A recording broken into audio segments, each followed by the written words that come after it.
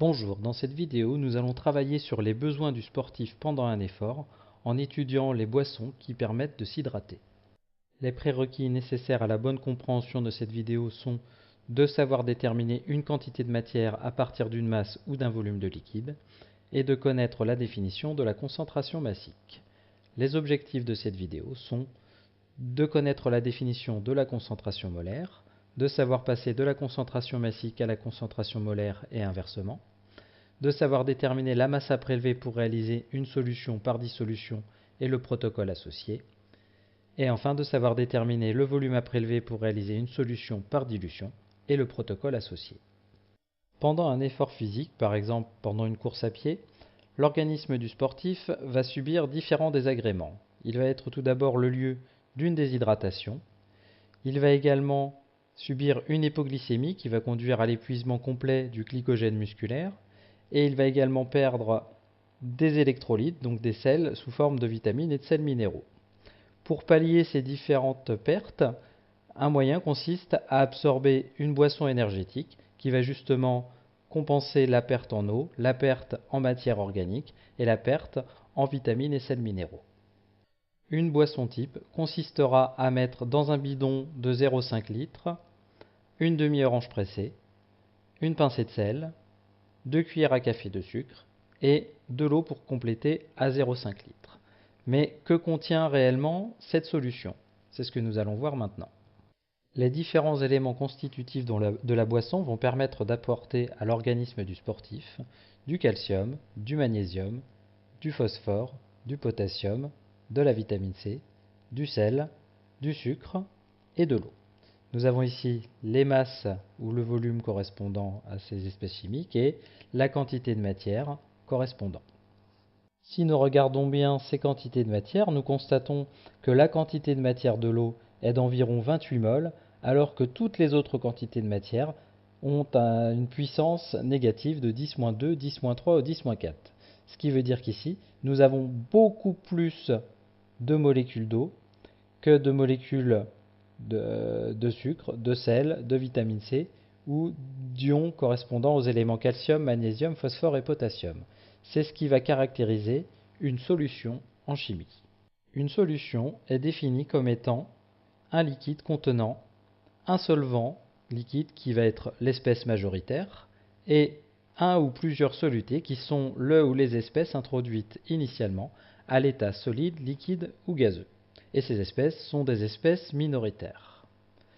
En chimie, une solution sera toujours caractérisée par sa concentration molaire en soluté. Nous allons donc définir ce qu'est la concentration molaire. La concentration molaire d'un soluté est le rapport de sa quantité de matière sur le volume de solution. La formule correspondante sera donc C qui est égale à N sur grand V avec petit n la quantité de matière de soluté exprimée en mol, V le volume de solution exprimé en litres et grand C la concentration du soluté en mol par litre. Par exemple, si nous reprenons notre boisson préparée précédemment contenant toutes les espèces présentées, nous avions du calcium, du magnésium, du phosphore, du potassium, de la vitamine C, une pincée de sel, du sucre et de l'eau, avec les quantités de matière correspondantes. La concentration de ces espèces chimiques dans la solution sera à chaque fois le calcul qui est fait est de prendre la quantité de matière et de la diviser par le volume qui était de 0,5 litres. Donc nous obtenons 3,010-4 mol par litre, 5,010-4 mol par litre, 5,210-4 mol par litre, 4,610-3 mol par litre, 2,810-4 mol par litre, 3,410-2 mol par litre, 7,010-2 mol par litre. Et pour l'eau, il n'y a pas de calcul étant donné qu'ici, nous calculons la concentration molaire en soluté. Or, l'eau n'est pas un soluté, c'est notre solvant.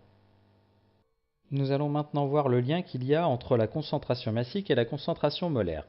La concentration massique est définie comme étant Cm est égal à petit m sur grand V, m étant la masse de soluté et V le volume de solvant. La quantité de matière, elle s'exprime comme étant petit n est égal à petit m sur grand M.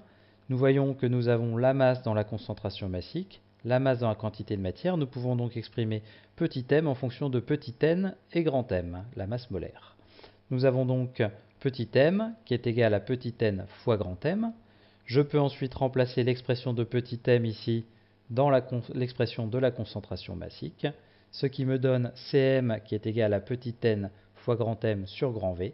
Et je reconnais ici petit n sur grand V qui correspond à la concentration molaire. Donc, je peux écrire que Cm est égal à grand C fois grand M, où grand C, la concentration molaire, est égale à Cm, la concentration massique, sur la masse molaire de soluté. Nous pouvons donc dire ici que pour passer de la concentration massique d'un soluté à sa concentration molaire, il suffit de diviser Cm, la concentration massique, par la masse molaire du soluté grand M. Une activité classique de chimie consiste en la préparation de solutions. Nous allons voir deux méthodes permettant de préparer une solution en commençant par la préparation d'une solution par dissolution. Donc pour préparer un volume grand V de solution à la concentration molaire grand C par dissolution, on doit prélever une masse de soluté petit m telle que petit m est égal à grand C fois grand M fois grand V, avec petit m la masse de soluté exprimée en grammes, grand C la concentration molaire du soluté exprimée en mol par litre, grand M la masse molaire du soluté exprimée en grammes par mol, et grand V le volume de solution exprimé en litres. Nous allons voir un exemple. Nous souhaitons donc préparer un volume de 100 ml d'une solution de sulfate de cuivre CuSO4 ayant une concentration molaire grand C égale 1,010-1 mol par litre. La première chose à faire sera donc de déterminer la masse petit m de sulfate de cuivre à prélever. Donc la formule à utiliser, petit m est égal à grand C fois grand M fois grand V. Nous ne connaissons pas la masse molaire, donc la masse molaire du sulfate de cuivre est de 159,6 g par mol. Nous pouvons donc appliquer la formule maintenant, connaissant ici grand C, la concentration qui est de 1,010-1, fois 159,6 la masse molaire du sulfate de cuivre, fois 100 10-3, le 10-3 car le volume était exprimé en millilitres, or dans la formule il doit être exprimé en litres. Nous obtenons une masse qui est de 1,596 g. En tenant compte des chiffres significatifs dans la formule, nous allons avoir plutôt 1,6 g. Il faudra donc prélever 1,6 g de sulfate de cuivre pour pouvoir préparer cette solution. Le protocole associé à la préparation d'une solution par dissolution sera tout d'abord donc de réaliser la tare de la balance avec une coupelle, de prélever la masse de solide en mettant progressivement dans la coupelle.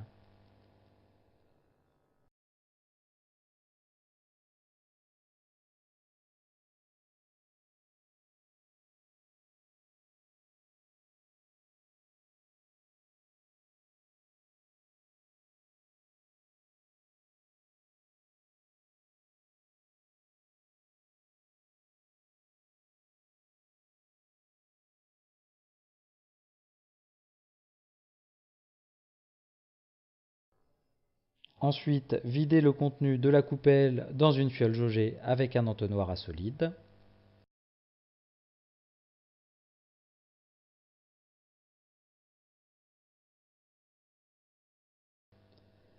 Rincer la coupelle et l'entonnoir à l'aide d'une pipette d'eau distillée en versant les eaux de rinçage dans la fiole.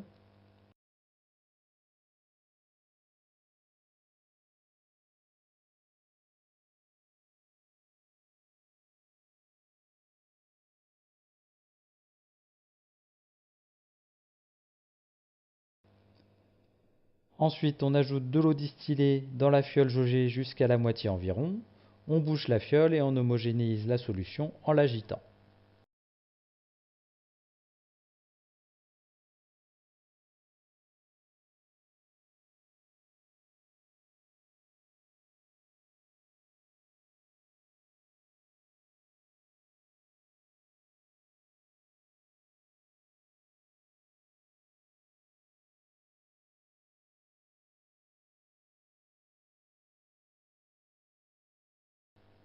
Et enfin, on ôte le bouchon et on rajoute de l'eau distillée cette fois jusqu'au trait de jauge.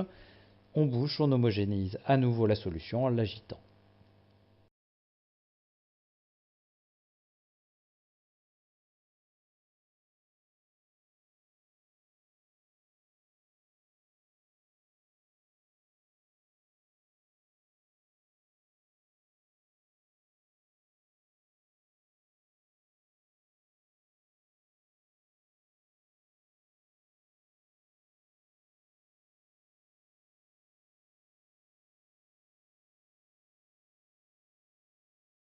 La surface du liquide dans une fiole jaugée forme un ménisque, c'est-à-dire une courbe.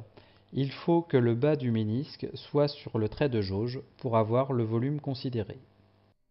La deuxième méthode permettant de préparer une solution s'appelle la dilution. La dilution consiste, à partir d'une solution déjà préparée, à rajouter du solvant dans cette solution. Nous pouvons illustrer cette méthode en considérant un bécher contenant une solution donnée, les points violets ici correspondant aux solutés. Nous voyons que nous avons 5 points dans notre solution. Diluer cette solution revient à rajouter du solvant. Nous rajoutons donc du solvant dedans. Et nous constatons ici que nous avons toujours 5 points violets dans la solution. Nous pouvons donc dire ici que la quantité de matière de soluté présente avant la dilution et après la dilution n'a pas changé. C'est une grande caractéristique de la dilution. Donc, lors d'une dilution, la quantité de matière de soluté ne varie pas. Nous avons donc Ni qui est égal à Nf, ce qui peut également s'écrire sous la forme Ci fois Vi, qui est égal à Cf fois Vf, avec Ci la concentration de la solution de départ, Vi le volume de solution de départ, Cf la concentration de la solution finale, et Vf le volume de solution finale. Et c'est cette dernière propriété qui va permettre de déterminer le volume de solution initiale à prélever. Donc si l'on souhaite préparer un volume Vf de solution de concentration Cf par dilution d'une solution de concentration Ci, on va prélever un volume de solution Vi tel que Ci fois Vi sera égal à Cf fois Vf. Donc si nous isolons Vi dans cette relation, nous avons Vi qui est égal à Cf fois Vf sur Ci avec donc Ci la concentration molaire du soluté dans la solution initiale exprimée en mol par litre, Vi le volume de solution initiale à prélever exprimé en litres, Cf la concentration molaire du soluté dans la solution finale exprimée en mol par litre, et enfin Vf le volume de solution finale exprimé en litres. Nous allons voir un exemple avec la préparation d'un volume Vf égale 100 ml d'une solution de diode de concentration molaire Cf égale 1,010-4 mol par litre, en partant d'une solution de concentration molaire Ci égale 5,010-3 mol par litre. Il va donc falloir déterminer le volume de la solution initiale à prélever. Ce volume s'appelle Vi. Nous pouvons l'obtenir grâce à la formule. Vi est égal à Cf fois Vf sur Ci. Cf vaut 1,010-4 mol par litre, Vf vaut 100 ml, donc 100 fois 10-3 litres, et Ci vaut 5,010-3 mol par litre. Nous avons donc les valeurs numériques suivantes, ce qui nous donne comme résultat 2,010-2 litres ou 20 ml. Il faudra donc prélever un volume de 20 ml de solution initiale pour préparer un volume total de 100 ml de solution de concentration 1,010-4 mol par litre. Le protocole associé à la préparation d'une solution par dilution est le suivant. Tout d'abord, on introduit la solution initiale dans un bécher.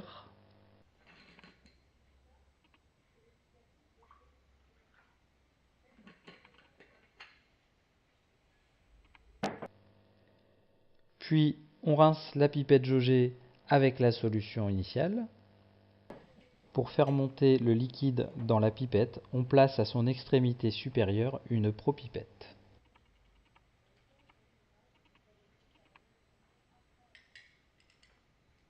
En tournant la molette qui se trouve en haut de la propipette, on génère une aspiration dans la pipette qui fait monter le liquide. Pour faire descendre le liquide, soit on tourne la molette dans l'autre sens, soit on appuie sur la poignée qui se trouve en bas de la propipette.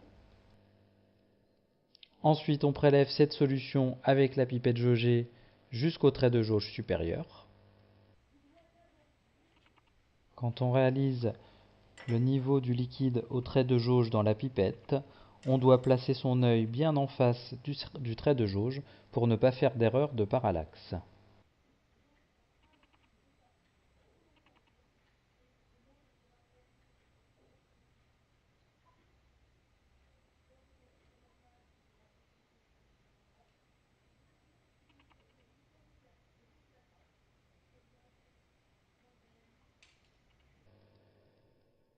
Ensuite, on verse le contenu de la pipette dans une fiole jaugée en prenant garde au trait de jauge inférieur de la pipette.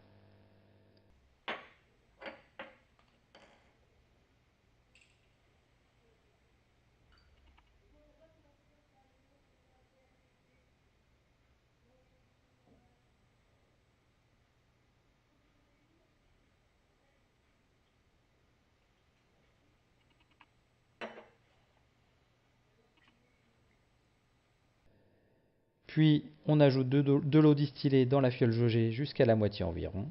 On bouche la fiole et on l'homogénéise en l'agitant.